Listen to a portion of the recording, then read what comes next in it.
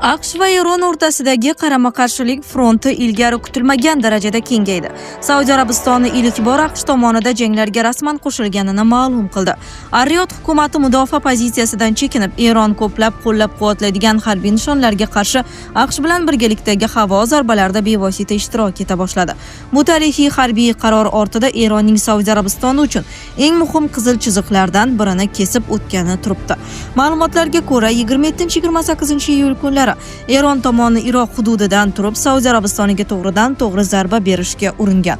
Ushbu hujumlarning markaziy nishonlaridan biri Abqaiq dunyodagi eng yirik xom neftni barqarorlashtirish va qayta ishlash majmuasi bo'lgan. Global energiya ta'minoti uchun strategik ahamiyatga ega bu obyekt Eronning mintaqadagi proksi kuchlari tomonidan uchirilgan uchuvchisiz uchish apparatlari bilan nishonga olingan.